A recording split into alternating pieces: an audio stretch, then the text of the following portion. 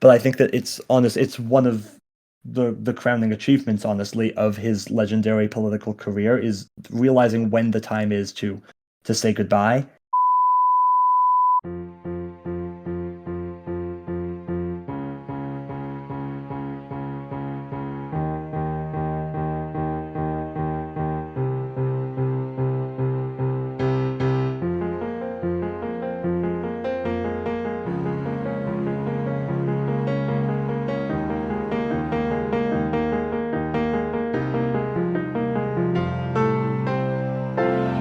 Hello, I'm Colin, and welcome to the C&C Talks podcast.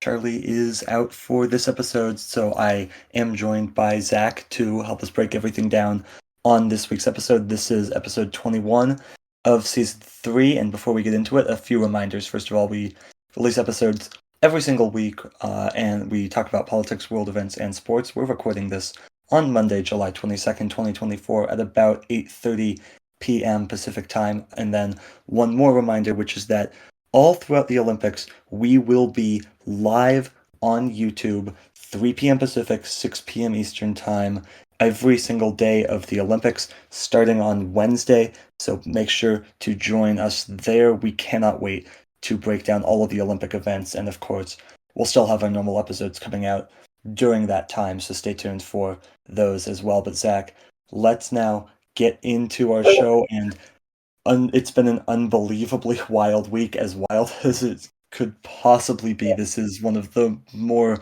absurd months in American political history, and it starts with the news that broke Sunday morning with Joe Biden dropping out of the presidential race and endorsing his vice president, Kamala Harris. And Zach, I think I'll start here. Where were you when you learned the news, and how did you find out that Biden was dropping out? I found out the morning after, and I was eating breakfast, and I was just extremely surprised, I guess, even though it had sort of been a very possible occurrence from the last couple days before, with the media sort of pushing Biden to drop out, and then eventually many Democratic politicians sort of attacking him in a way. Yeah, I would say for me, I was just laying in my bed. I had just woken up. It had been a late morning for me. Happened at about 10:45 a.m. my time here in Seattle, and just get a push notification from NBC News, and I kind of wish I could say I was shocked, but it at that point, to me at least, felt like it was completely inevitable that it would happen either sooner, or it would happen sooner or later, and I think it was probably good that it happened sooner instead of it being a long, drawn-out fight, because Democrats had spent the last several weeks prior to Biden's announcement that he was dropping out, kind of arguing with themselves about what they should do, what was the best path forward, which is healthy discourse for a political party, but what was unhealthy is the fact that it stopped them from being able to go on offense against Donald Trump, who they need to beat in the November election. The arguably fate of democracy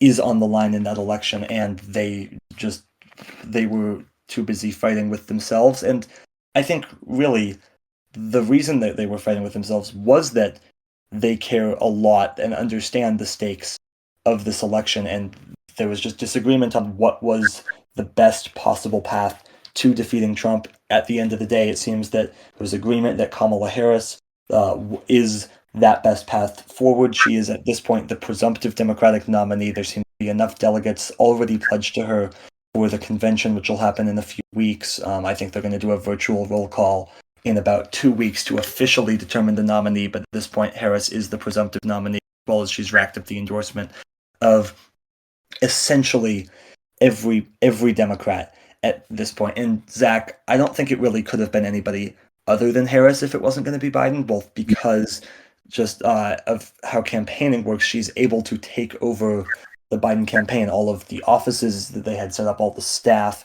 all of the money, which was a lot of money that they have, of course, in the 24 hours after Biden dropped out. The Harris campaign, just from grassroots donors was able to raise well over $50 million, well over $200 million total has gone in to the Harris campaign in the 24 hours after. Just a historic amount of money. But then the other reason was that you just can't really skip over a black woman, and who was clearly set up to be the next in line and have the Democratic base, which is in large part people of color, just accept that and be able to move on. What do you think, Zach, of the fact that it is seemingly going to be Kamala Harris? I think it's great. I completely support Kamala Harris, and like you said, I really don't think it could have been anybody else. Some people say Governor Gavin Newsom of California could have been the nominee. I don't think that was an option, and personally, I really wouldn't have supported that. My own opinion, I think Newsom is good in some ways and not great in others, but I think that Kamala Harris is really just the natural choice, like you said. Also for the fact that, Biden was a very successful president, and Kamala was right alongside him the entire time. She already has experience in the White House, and she's been a very active vice president, which I think just shows how much she'll be able to do in the White House. Yeah, I'd agree with several of those points. First of all, with potentially like some of those other candidates, almost everybody else that it could have possibly been, from Gavin Newsom to Gretchen Whitmer, has pretty immediately endorsed Kamala Harris already.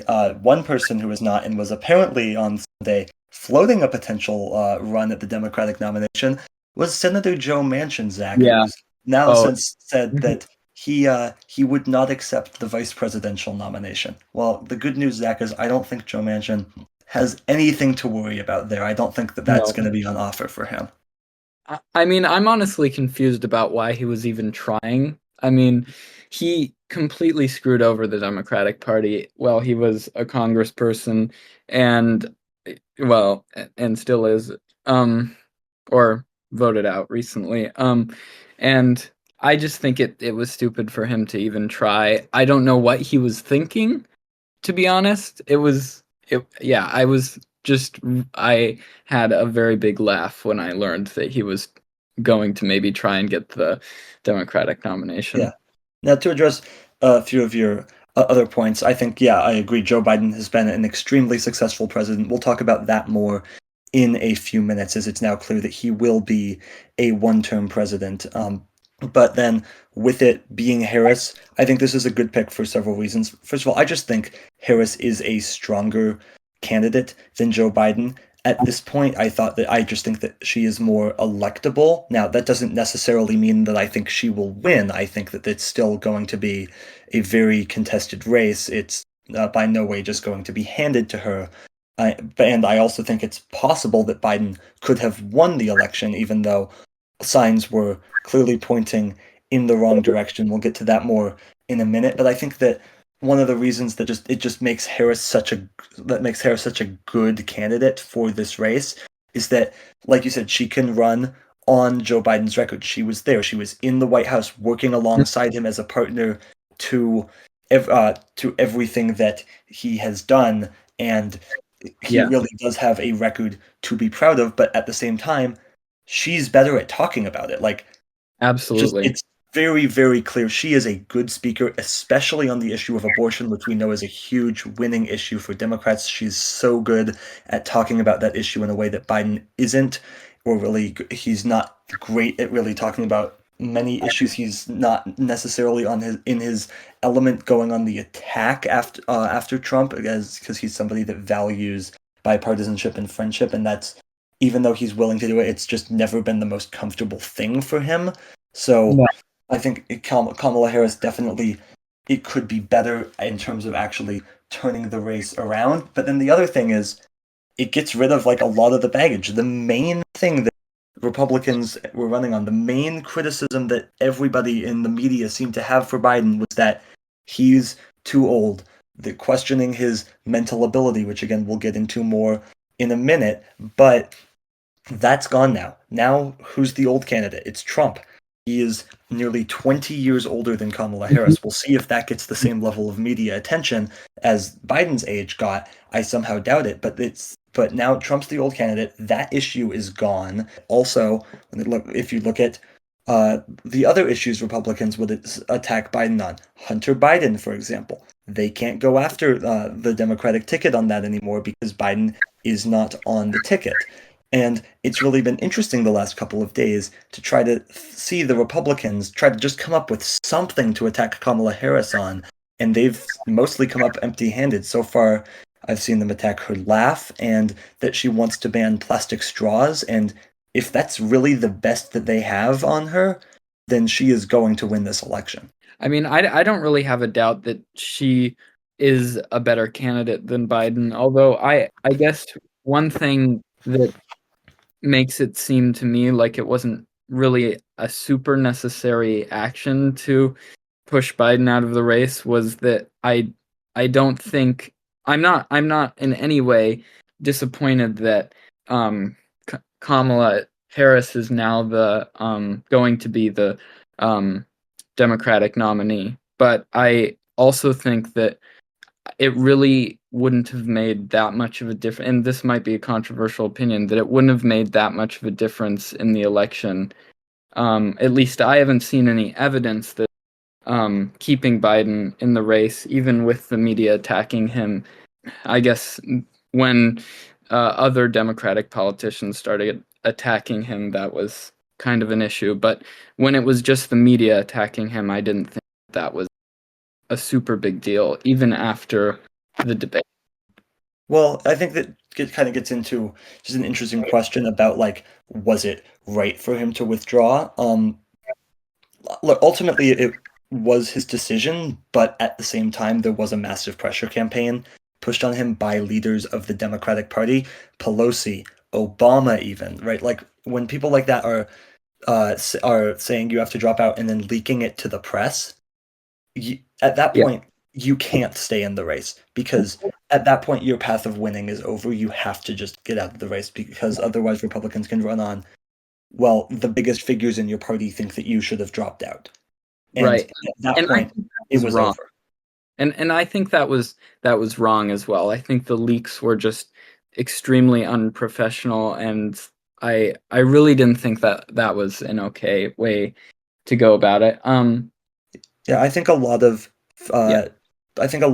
Biden supporters in the Democratic Party are justifiably angry at a lot of what they would consider the elites in the party. Not to say that Biden isn't an elite in the party, Yes. but the other elites in the party for essentially pushing him out. And in addition, I think you have to look at the role that the media played at it and this. They smelt blood in the water after the debate, and they essentially pushed him out for ratings. And eventually, the Democrats were all like, as they often do, got scared, especially when some donors started to hold up money, and so they went to try to push Biden out. But the way that they did it, I think, was wrong because they would go on television and they would say, well, it's Biden's decision and we have to respect whatever his decision is. Okay, but at that point, you're not being honest because at that point, Biden had already said, I'm staying in the race, right? And they would just not take that for an answer. So they went and they met with him and tried to convince him to drop out. Okay, that's fine. But then what do you do after that when he says, no, I'm staying in? They go and they leak it to the press. They say that their whole thing is about, like, they want to make sure that we win this election because it's their lifetime, but the way that they did it made the entire party look really, really bad. And that is definitely not the way to win the election. Now, I will say, they redeemed themselves, a lot of them, by just the way that they have immediately united around Kamala Harris. It took like 24 hours for every major Democrat there to give Kamala Harris their endorsement. And say the energy around the campaign has just completely shifted, right? No one will deny, at least in the Democratic Party, that Biden had a great record to run on, and that's not why anybody was even pushing him out. But there wasn't that much energy around him, around an 82-year-old or would be 82 when he would potentially be sworn in for a second term. Just wasn't a lot of energy of giving him 4 more years, despite his incredible record. Now, just the way that the party has come together in like the last 24 hours, just they seem just way more energized and getting behind someone who's much younger, much more charismatic than Biden, and someone who's not a white male, but instead a black woman, someone who would be the first female president in U.S. history if she is elected. So I think that is a very, very good sign for Democrats in a way, and they've kind of redeemed themselves in that way. Now, I'd also though mentioned with all the people, the Team Biden people that were again, I said justifiably annoyed at a lot of Democratic Party leaders. I will save some criticism for you too, because like you cannot deny that Biden had a bad debate back in June. It was undeniable, and a lot of them tried to be like, "Oh, it was just a bad night," or sometimes not even that. Like, why don't you focus on all of Trump's lies? Sure, I agree. The media should have spent a lot more time focusing on Donald Trump's lies at the debate. But at the same time, you can't just say, "Oh, it was a bad night," and expect the American people to just be like, "Okay, yeah, sure." He says it was just a bad night, because you haven't given them other evidence, and they'll mention, "Oh, he had like a pretty good press conference a couple weeks later." Okay, right, but like there's a difference between showing that you're able to serve as president to like people that actually understand politics and government, and being able to actually run a winning presidential campaign. And that's not what that press conference did for Biden. And then the other excuse is like, "Oh, well, it's because he's like staying up too late. He's not going to like do anything after 8 p.m. He's going to try to get to bed early." Like, the American people are going to see that, and they're going to be like, "Okay, we have a somewhat weak and fragile president." So you can't just go on and do stuff like that and expect the American people to be like, "Yeah, okay, fairly or not." So you have to be able to understand too that like you're running the most important election in history. You're running an election that's literally a battle for democracy, an election that you have to win, and you have to take the candidate that will do the best. And you can't just say, "Oh yeah, no, we care a lot about this election and democracy, but only if it's Biden at the top of the ticket." I'm sorry, you can't do that. And for the comments about, "Oh, what about the millions of primary voters?" There was barely a primary. His biggest opposition candidates were Marianne Williamson and Dean Phillips, right? Several states canceled their primaries. Now, in fairness, that's because everybody else got behind Biden quickly, and also in a state like New Hampshire, where Biden wasn't even on the ballot, he still won in a write-in campaign, even though he didn't actually do any campaigning for it, and he won by a lot. But still, like you're not disenfranchising all of those primary voters. Biden dropped out, and the person that's going to be is the person that was on the ticket with him. So I think that that's important. Now, Zach, one other thing here that I want to get into is potential vice presidential candidates for Kamala Harris. You've already mentioned, Zach, that it will not be Joe Manchin, but Josh Shapiro, the governor of Pennsylvania, that's a name that I think could get behind. Arizona Senator Mark Kelly, Transportation Secretary Pete Buttigieg, Kentucky Governor Andy Beshear, North Carolina Governor Roy Cooper. Zach, what do you think about potential vice presidential picks? Honestly, I think pretty much all of those are good. Although I would say that I like Buttigieg just because, again, like he worked already in the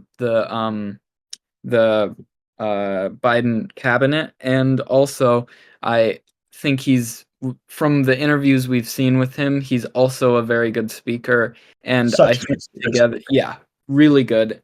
He's also young, and I think that together they would just make a really powerful team, especially with both of their speaking skills. Yeah, Josh Shapiro, another one with just fantastic speaking skills. I think a lot of sources have said that Mark Kelly may be the early favorite, also a pretty well-known figure, fairly young, married to Gabby Giffords, of course. So an incredible story there. Like there's a deep bench of people in the Democratic Party that it could be. I think conventional wisdom would be that Kamala Harris likely needs to choose a white male as her running mate, unfortunately, but we'll see what she does. I imagine we'll get that announcement probably in the next few weeks. I would say before the Democratic convention in Chicago in a couple of weeks. Then I guess Zach, the final thing to discuss in terms of this is the legacy that Joe Biden leaves behind, because I will say this is nothing like Joe Biden to drop out, because No. he's his whole brand is being underestimated. And so it's in a lot of ways shocking to a lot of people that he would be willing to drop out. But I think that it's one of the crowning achievements, honestly, of his legendary political career, is realizing when the time is to say goodbye. But an incredible presidency, I would argue, the best president of my lifetime. Granted, that's not a very long time. I was born in the final quarter of the second Bush administration, so I haven't exactly had many presidents to choose from. But like what the way that he has managed to bring the country back from COVID and get an economy that is now thriving both in the short term and in the long term.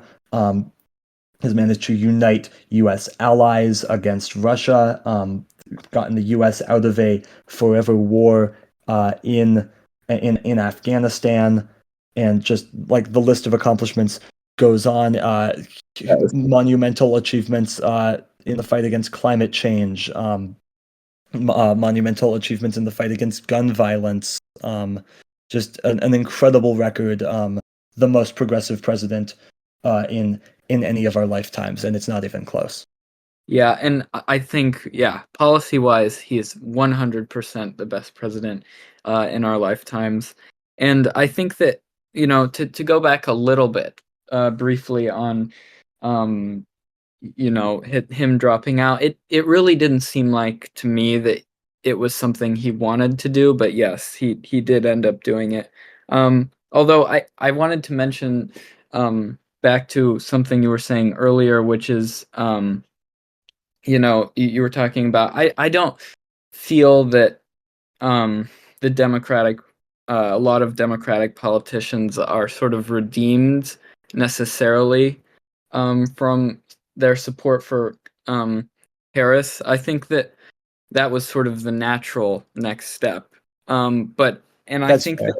that, a lot of them said that they would support whatever choice Biden made about staying in the in the election, and I think that was honestly kind of BS. And No, it was a complete lie.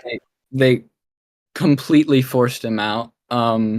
It was, yeah. I mean, I think that what they did for Biden was not okay. And I don't think it was fully redeemed by what they did for Harris, even though that was very, I agree. very good.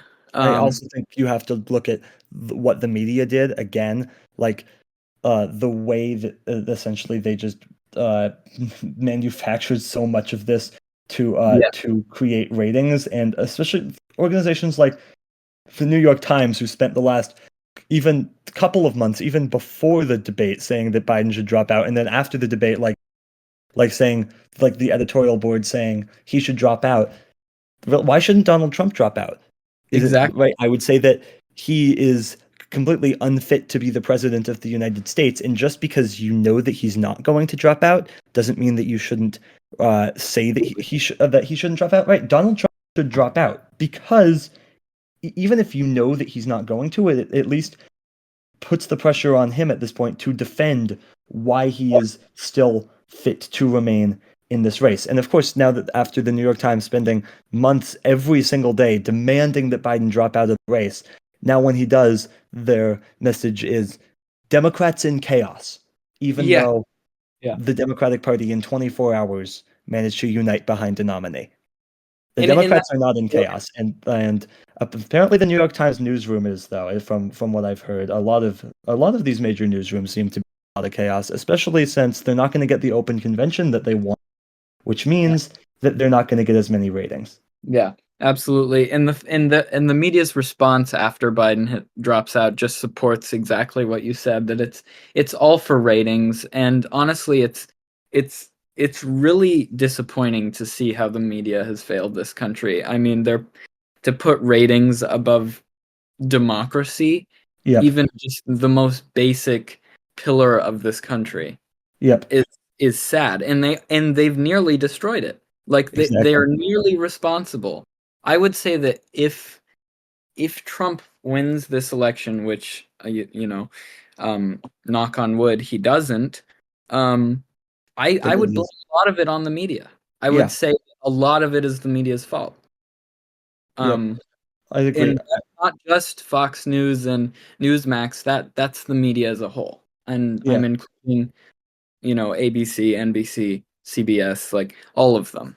CNN maybe more than any other TV outlet, especially with the way that they were fawning over Trump at the Republican National Convention, which is something we'll get to in a minute. I'd say my final point here is one other thing that Kamala Harris, I think, can do really well against Trump. She can use her background as a prosecutor to really Absolutely. go after Trump. Like we've seen her do it before. We saw her do it in 2020. Of course, her campaign then didn't make it to Iowa, but like we saw her essentially say, like she went after the big banks. He's owned by them. She prosecuted like for-profit universities. He ran one. She prosecuted sex offenders. He is one. So just the way that she can go after him on that, or saying maybe something along the lines of how she spent her career prosecuting people like Trump and throwing them in jail is, I think, could be a real winning message for her. Absolutely. Yeah. I mean, I think that all around she is both, as I've said, the natural choice for this and just a great candidate in general. And even when she was running her presidential campaign, if I was able to vote, I would have voted for her if I could vote. Yeah, no, she Over. was a great candidate on her own. I think a large part of why her campaign just flamed out so spectacularly in 2020 was because of the people she surrounded herself with in that campaign, which is why, in some ways, it's also a relief that she's keeping a lot of the same campaign staff from the Biden campaign, which of course she was a part of as the Yeah. vice president. See what happens as she gets out on the campaign trail in the coming weeks. We'll see her speech in the convention in about a month, and we'll see. I mean, if I were Democrats, I would have Joe Biden nominate her at the convention. Yes. Speaking of conventions, let's move on to the other party in this Republican Party who had their convention in Milwaukee Yes. this past week, and it was interesting. Good Going. is not exactly how I describe it. Interesting. There were some notable moments. I guess, Zach, I'll start with something that didn't really happen in the convention hall, but apparently, at the usage of the app Grinder, the gay dating app, was sky high in the city of Milwaukee during the Republican National Convention, like higher than it's really ever otherwise been, which is sure interesting, isn't it? I mean, that is extremely interesting. Wow. Hypocrites? Question mark? Yeah, yes, very, very, very much so. I assume that Matt Schlapp was in Milwaukee. I Oh can't yeah. be sure, but Oh, if so, he was definitely one of the Grinder users. I mean, and we've seen many Republican politicians, just the scandals of how, they've, just completely slammed LGBTQ rights and voted against bills, and then, turned around and there's scandals of them, doing sort of gay sex acts in private. Madison Cawthorn. Yeah, exactly. That's a prime example. Yeah, I don't know if he was at the convention. Now what actually happened at the convention?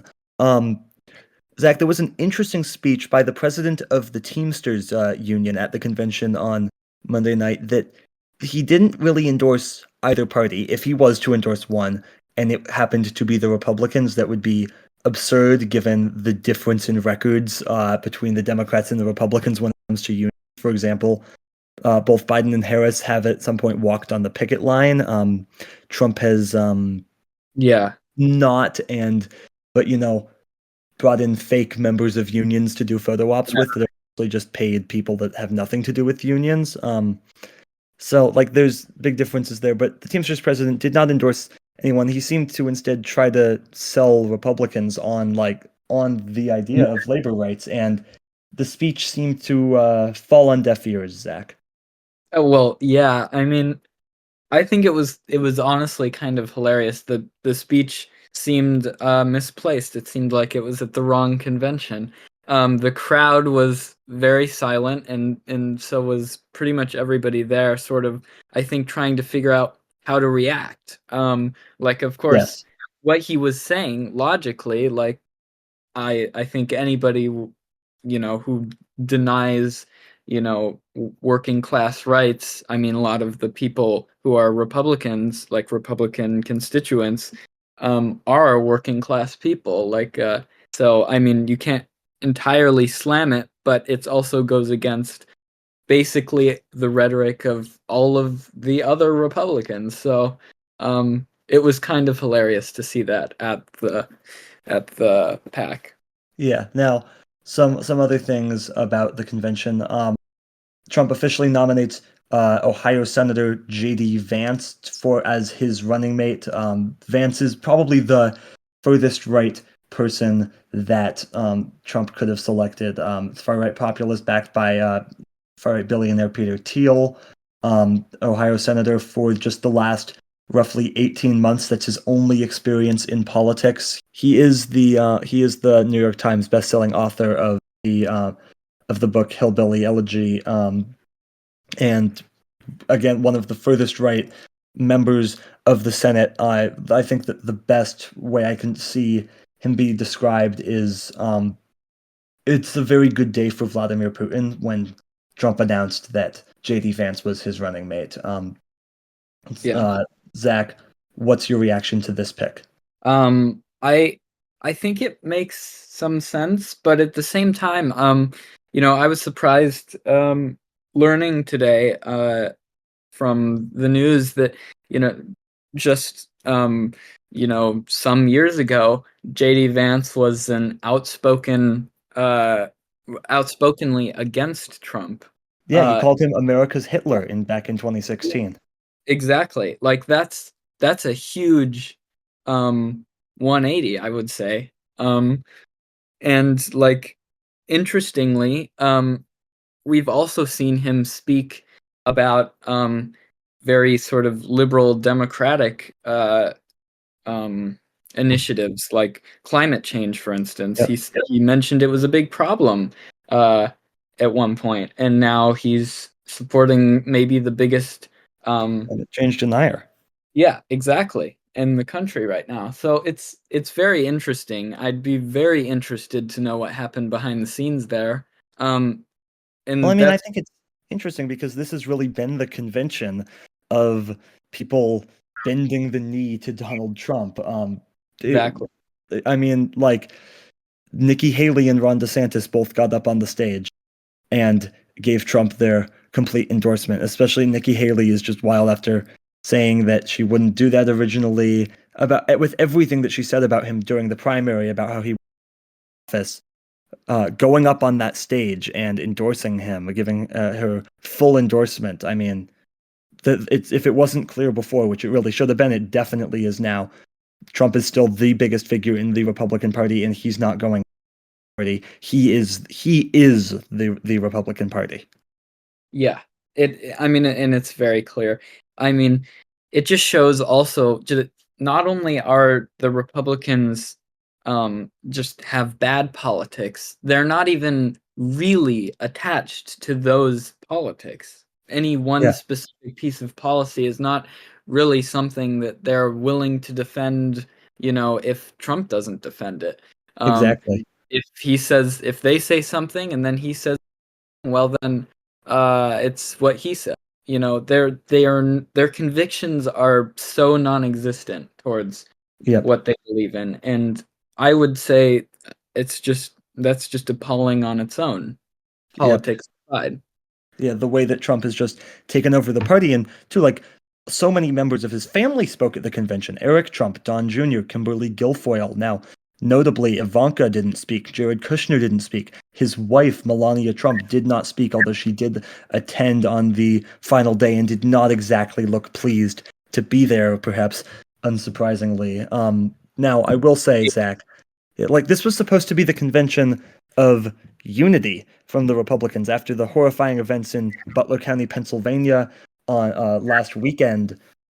This was supposed to be the Republicans coming out and saying that, like, trying to unite the country. That's what the media was talking about the entire week, about how we were going to see a new version of Trump 2.0. He was a more unifying tone. And Zach, that's not what happened at all. There No. were Trump in his acceptance speech at the convention, which we should mention, he went off script a lot. It was over 90 minutes long, this speech. It was the longest convention acceptance speech in history, of well over 90 minutes, and pretty boring too. He said what he says at his rallies. He even brought out the Hannibal Lecter stuff. Oh yeah, Like we saw a comeback. this was a weird speech, but it was definitely not unifying the way that he just went after Democrats, went after all the partisan witch hunts against him, and it was his normal airing of grievances.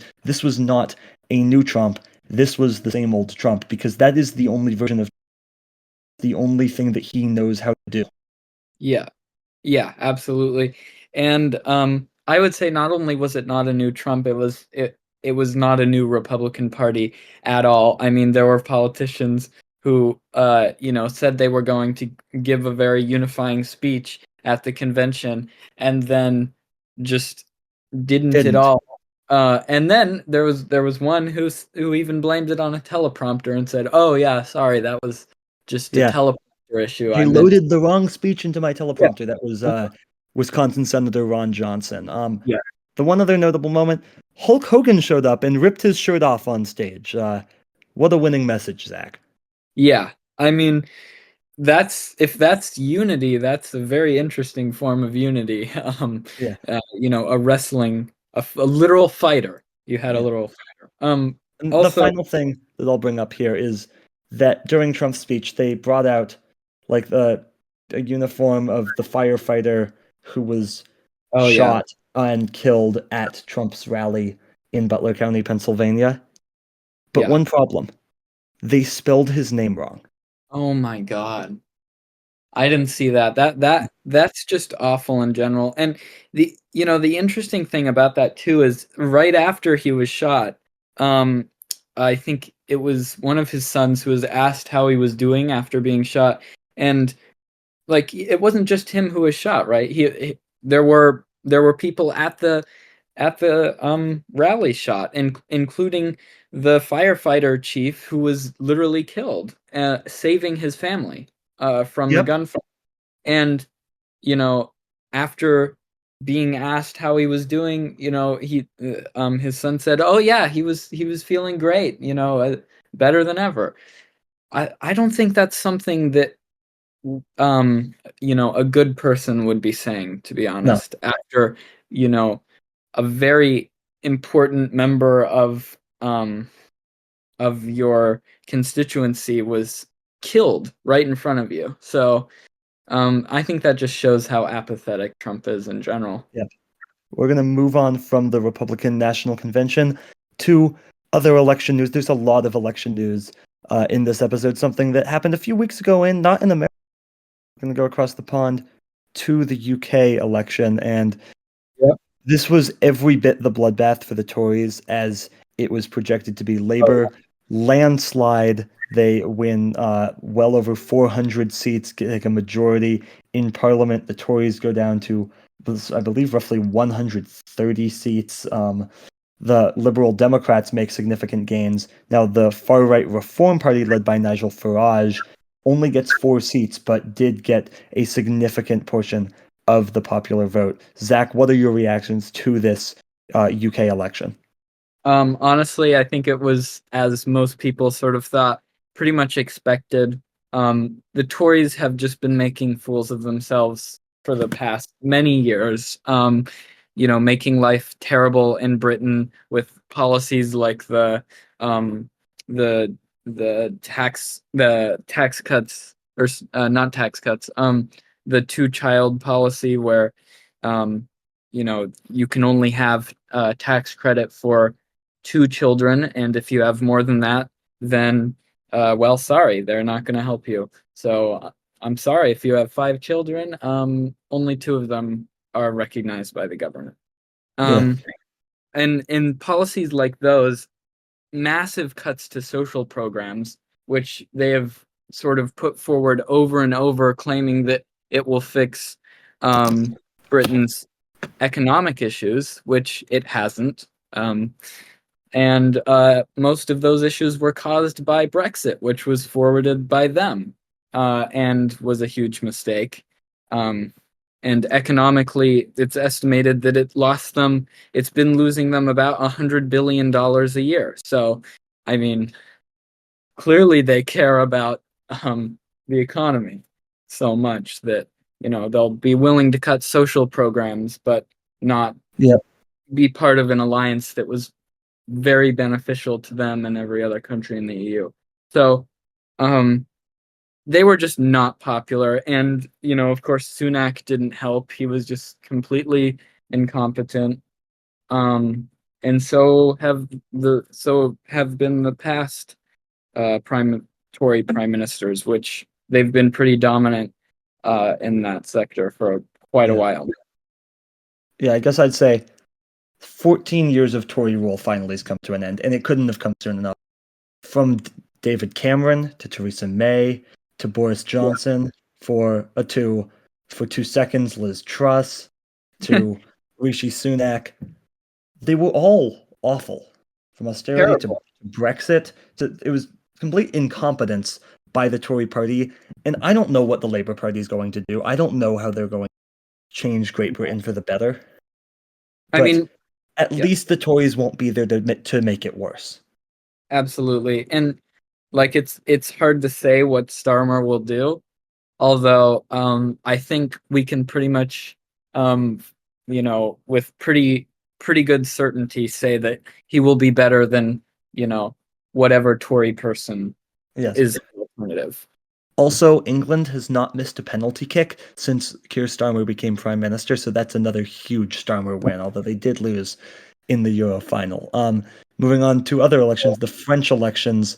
This was something that was thought to possibly go very, very well for the party led by Marine Le Pen. It did not, Zach. No, at all. No, not at all. Finished in third place, Macron's party, the more center party finishing in second, and the left party finishing in first. But ultimately, I guess Macron was rewarded for calling this election with avoiding the far right taking power in France. And all around, I think Le Pen's party actually did quite well. I mean, it was pretty close, the election in general, I would say. But it was really what I think the main thing that kind of tipped it over to the liberal side was just really great strategy from all the liberal parties in France. They really worked together to make sure that Le Pen would not get in power, and Exactly. it worked.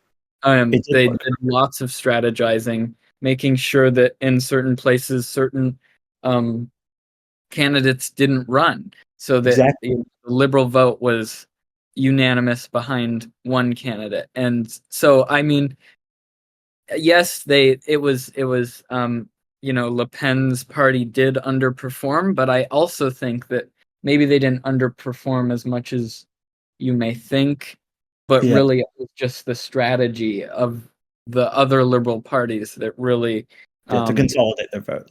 Yeah, exactly. And I mean, Britain in their election defeated their fascists in the Reform Party. Oh yeah, absolutely. defeated their fascists in the RN Le Pen's party. I'm for the U.S. USA, it's your turn. Yeah. All right. The world right now is saying no to conservatism, and Yeah. that's a very good thing. We're going to go back to something that happened actually over a month ago, Zach, really quickly, which is a primary in New York, far left member of Congress, Jamal Bowman, lost to a much more moderate Democrat Yeah. in this race.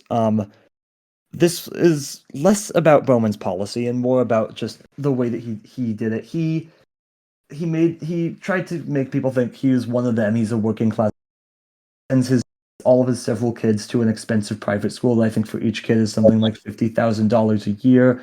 He was constantly spewing anti-Semitic speech. He was it just The fire alarm. Everything about him made him a deeply despicable guy. In the fire alarm. Yes, pulling the fire alarm. I completely forgot about that incident too. Just so, look, in terms of policy, it's not like he's probably better than the more moderate candidate. I'm kind of worried that this guy is going to be like a House version of Joe Manchin to some extent, but at the same time, you have to nominate quality candidates. Yes. On the left, because right now their policy would be a lot more, a lot easier to get behind if the people spewing it, if a lot of them weren't garbage people. Now, I have also heard that some of this could be the fault of redistricting as well. Yes, the fact that he lost probably is. Yes, because like he was extremely popular in the Bronx, but since the redistricting of I think it was 16th district or something like that. Yep. The Bronx has been cut majorly out of that district, Yeah. and which really hurt his campaign. Maybe he would have won if that. Probably he would have won if that wouldn't have happened. Although Yeah. at the same time, I don't think he really campaigned very smartly. His rhetoric was extremely Divisive. aggressive, yeah, and divisive. And I think that it just seemed like Latimer just had a much more composed kind of campaign. I mean, sure, but it's not just that. It's that, like, the way he campaigned in the South Bronx. His district wasn't in the South Bronx. Yes. What are you doing, dude? Listen to your constituents. Actually act like you give a damn about your constituents. Because he didn't. Yeah, no. And also there is also I have heard that apparently he's attacked the Democratic Party for not really helping his campaign out, although I would disagree and just say that I just don't think he ran a very good campaign this run. I don't think it's very good.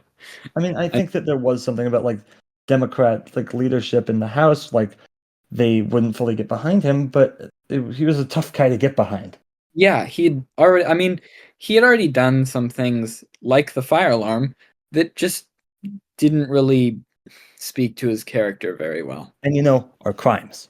Yeah, and the That's really important. anti-Semitism for sure was not a good thing. Although at the same time, Latimer apparently was very much funded by AIPAC, I think it is, Yes, AIPAC, which is a huge pro-Israel PAC, and they clearly didn't like what Jamal was saying, and so yeah, I think that they definitely have a hand in this too.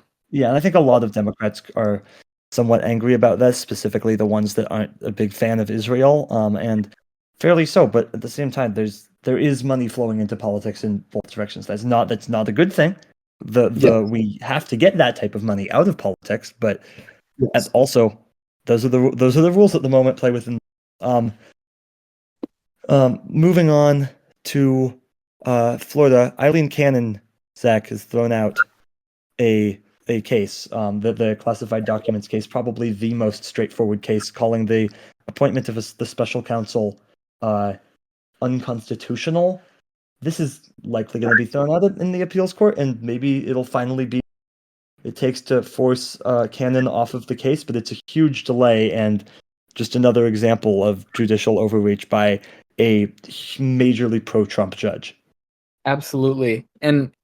But one of the interesting things I learned was that until the Supreme Court immunity case, it seemed somewhat like Aileen Cannon was actually leaning more towards not dismissing the case. Yes. So that was interesting. And then after the immunity case, and apparently Clarence Thomas wrote a piece in that about how he thinks that the Trump classified documents case was unconstitutional. Yeah. Suddenly there was a very big change in Yep. her opinion. So Thomas essentially wrote that he believed that special counsels were unconstitutional. Wild, since they've been a thing for a long time, but I've seen that concurrence that was written by Thomas described as the "Come on, Eileen" concurrence. Essentially, it was done to get Eileen Cannon to essentially give her cover to dismiss the case. which is totally BS and totally the type of tampering that we'd see Clarence Thomas do. I mean, he's refused to recuse himself from cases that he definitely should recuse himself from, and just all around sketchy stuff, trying to influence another judge's opinion before it even gets to your court is I feel like it's very it's just bad form, I feel like. Yeah, no, completely agree. Zach, moving on to other crimes. Democratic Senator Bob Menendez has been convicted, and it looks like he will resign from the Senate finally. What a complete disgrace this guy is. Mr. Gold Bars in jacket. I mean, Yeah, seriously, who carries around gold bars in their jacket? It's criminals, ridiculous. which makes sense because Bob Menendez is one of them, and he's gonna for probably a long time. And thankfully, we will not have to see him in the Senate anymore. Just a complete disgrace of a senator. And finally, Zach, the CrowdStrike outage, Oh yeah. another just massive disaster. Oh yeah. This was just. I mean, experts are calling this the biggest IT outage in history, and it very much was. Yeah, it is. Down airports, like that's a big deal. Not Like, Southwest, because Southwest uses technology from Stone Age. yeah, and actually, I think apparently a lot of Europe was not affected. Huh. But or like the airports. Of course, the Yeah. flights were because flights to and from different airports were canceled. So there are two airports involved in that. Australia was hit very badly. Melbourne airport, Brisbane airport, and one other big city that I'm forgetting right now were all hit and shut down. And not only that, hospital as well. I think the hospital was seriously hit. Their systems were damaged, and the CEO was talking about how this is how those systems are how make sure that they're giving the patient the right I mean, that's not good. That's No. really terrible.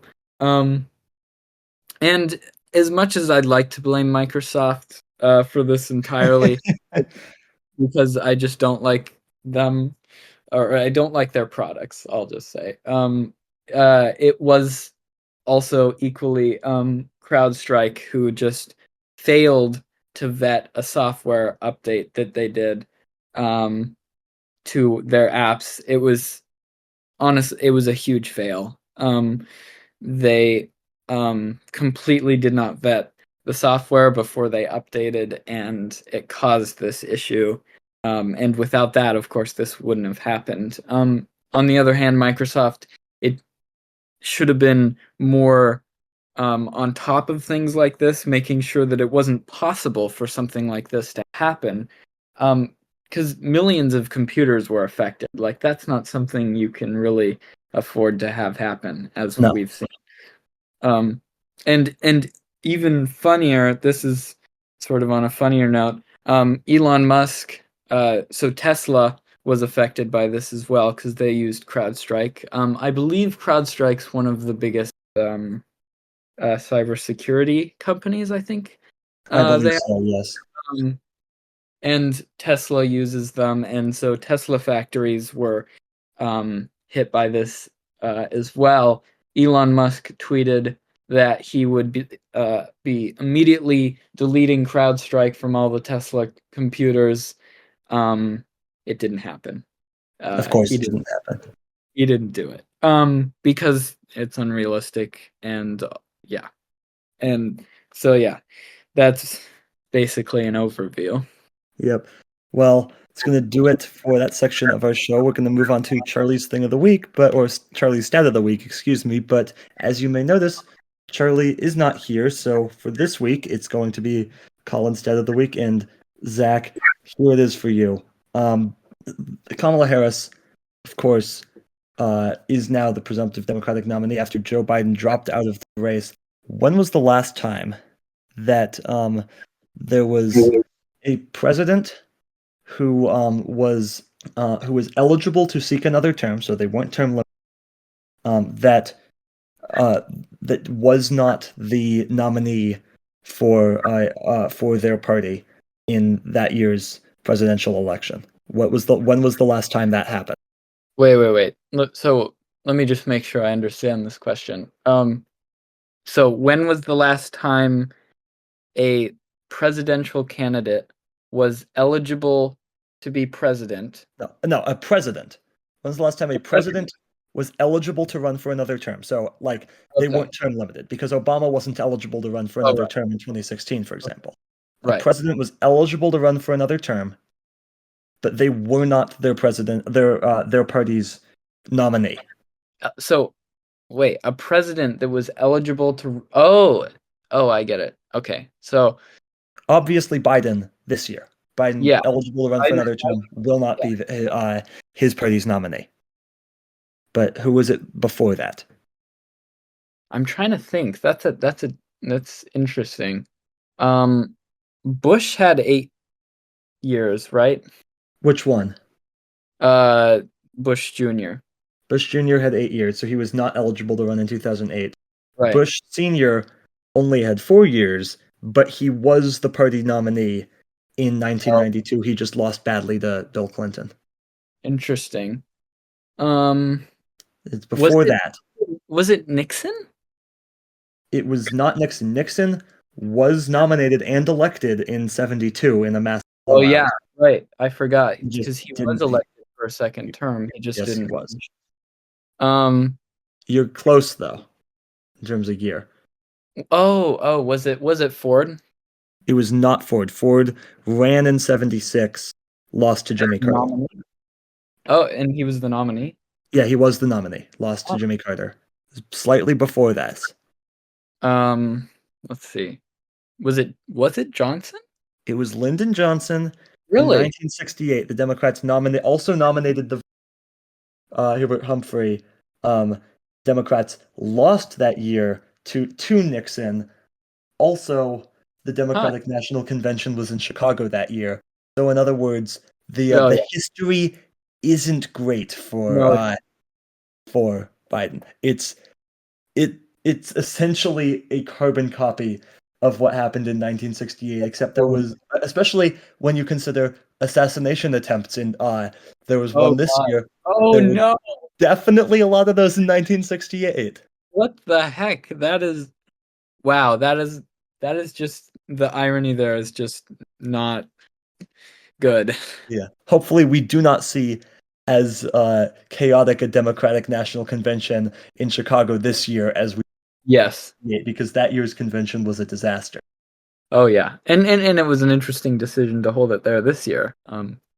Yeah, well, the decision ended up boiling down to Illinois Governor J.B. Pritzker, who is extremely rich, decided to personally fund a bunch of it. So that's why it's in Chicago this year. Yeah. That's so interesting though, that historical piece about it. So similar. Wow. Just a reminder that starting this Wednesday and going through the conclusion of the Olympic Games at 6 p.m. Eastern Time, 3 p.m. Pacific Time, 12 a.m. Paris Time. We will be live on YouTube recapping all of the action from the games. Again, that's starting this Wednesday, so be sure to join us on YouTube every single day. Now, let's move on to our sports section, and we will start with the Copa America Final. Argentina win. We were recording during our last episode during the middle of the Copa America Final. It was 0-0 going into extra time. Argentina gets the winner in the second period of extra time, just a few minutes before a potential penalty shootout. And Colombia failed to equalize in those final few minutes. Argentina wins. They've won 3 major trophies in a row now. The Copa America World Cup and then another Copa.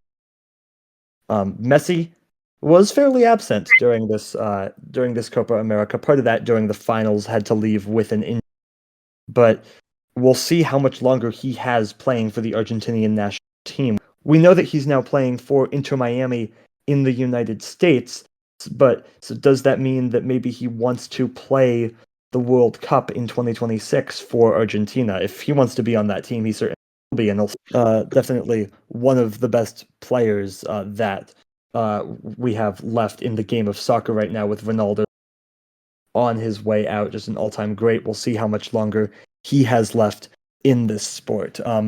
Now, moving on from that, Zach, our Mariners have collapsed. Oh no, that's Like, terrible. like really, really badly. They Oh, are, as of this recording, tied for first place in the American League West, with the Astros. Astros have chased them down roughly no. at the All-Star break, Oh, with the Rangers falling behind. Definitely some stuff has to be done at the trade deadline at this point. Now, elsewhere, Dodgers continue to dominate. Guardians continue to be a good team. The Royals have really come out of nowhere. They seem legit, but especially seems to be a legit star at this point. And elsewhere, Orioles leading the Yankees. Yankees have been cold in over the last month or so. Specifically, the bottom part of their lineup has just been a black hole for them. And then in the National League, of course, the Dodgers. They're really just the usual stuff going on in the National League, except that the Cubs are going to punt on this season. So that essentially does it for a recap out at the All-Star break. We're now essentially a week after the All-Star break. Now, during the All-Star break, game, the American League wins the All-Star game. Again, they had won it for almost a decade straight before the National League snapped that losing streak last year. Seattle now back in the American League's hands. But then the home run derby, Teoscar Hernandez, a former Mariner, now a Dodger, won in kind of surprising fashion. He really didn't look like the best player in any of the first couple rounds. New format, and no one in a round really got over 20. It was not exactly the most exciting. I would honestly kind of prefer that they go back to the old format in some way, potentially at least allowing more swings. But Alec Boehm, maybe very shockingly, made the finals. Gunnar Henderson went out early, but Bobby Witt Jr., he put on a good show. Pete Alonso crashed out, just an unbelievably terrible performance from him. Jose Ramirez looked good. Adolis Garcia looked okay. So it was a fun derby, but kind of lacking in the number of home runs. Very, very competitive. So that's that for the home run derby. Charlie was going to be here to discuss Formula One, but as you can probably tell, he's not here this weekend. Frankly, I don't feel like doing. So Zach, unless you want to do that, we're going to skip it. no, I haven't really been up on F1, so I probably wouldn't have much to say. That's fun. Good.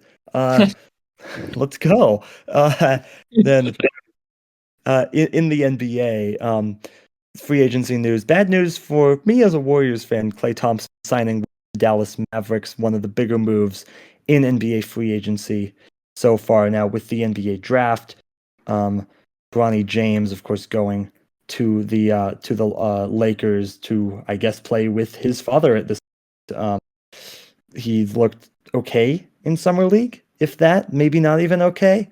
But I imagine he'll make their roster just because of the story. Elsewhere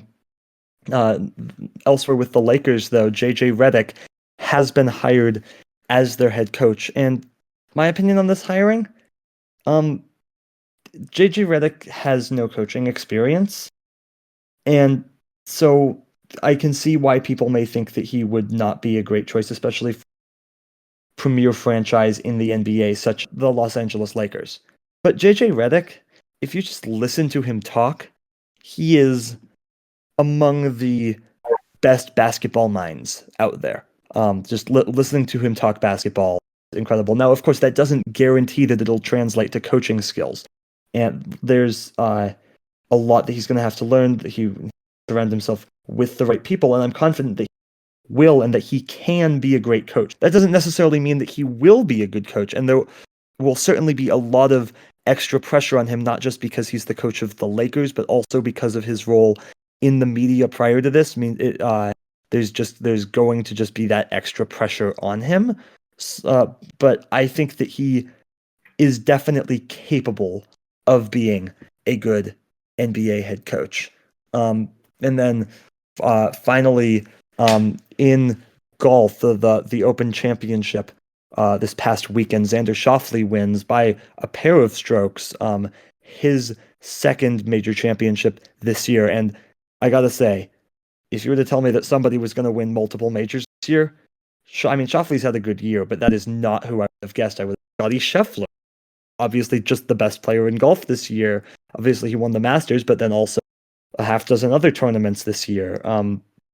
So Schauffele, good performance at the majors this year, and Scheffler also, he had a good performance here at the Open, finishing in a tied for 7th. But it was interesting too.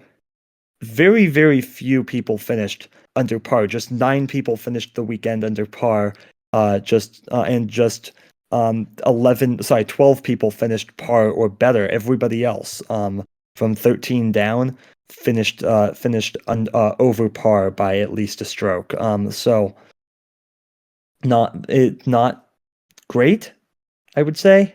And we'll see what they do to adjust at future tournaments at this course. Of course, this isn't where the Open here, but I imagine it'll one day be back there. Zach, any more comments that you want to say before we say goodbye after what's been a pretty long episode? No, I don't think so, except stay tuned for our Olympics live streams. They'll be great. I assure you. Really, really looking forward to seeing everybody there. But for now, that's going to do it for this episode of the C&C Talks podcast. Make sure to subscribe. Episodes coming out every single week wherever you listen to podcasts. Our website, cctalks.com, has everything you need to know about the show. And although I believe we are trying to ditch the phone line at the moment, one final time we'll add that you can, I think, still call us with your questions at 360-389-2630. Again, that's 360-389-2630. And you can follow us on Twitter at CC Talks Podcast. You can follow Charlie at CC Talks Charlie, and you can join our Discord server at cctalks.com/Discord. All of this information and more is in the description below. But for our producer Morris and Charlie, who's somewhere, I'm Colin. I'm Zach, who's also on our production team. Thanks for listening, and we'll see you next week and during our Olympic shows. Thanks for listening, everybody.